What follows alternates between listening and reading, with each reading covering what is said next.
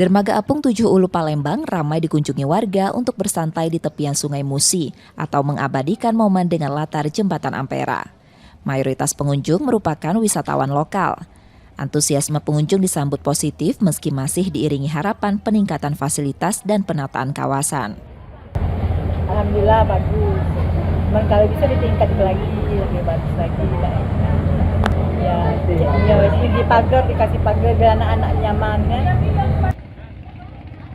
Kehadiran destinasi serupa perlu diperbanyak agar wisata kota semakin hidup dan merata. Semoga pemerintah Palembang lebih banyak bikin kayak gini di kota Palembang. Kenapa Mbak? Biar banyak wisatawan juga kan, langsung duduk-duduk di sini langsung lihat mandangin Ampera. Setelah direvitalisasi, dermaga apung ini juga memberi dampak ekonomi bagi pelaku transportasi sungai. Aktivitas wisata di Sungai Musi turut menambah penghasilan para sopir perahu motor tradisional, terutama saat akhir pekan dan masa libur. Ramein kan kalau hari tanggal merah itu agak rame kan, ya uang libur. Wisata, keliling-keliling, jalan-jalan. Dermaga Apung sejatinya bukan destinasi baru.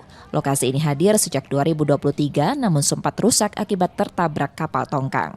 Setelah kembali ditata, dermaga diharapkan menjadi ruang wisata yang ikonik, nyaman, terintegrasi dan memperkuat wisata kota. Muhammad Reza Pahlevi, Kompas TV, Palembang, Sumatera Selatan.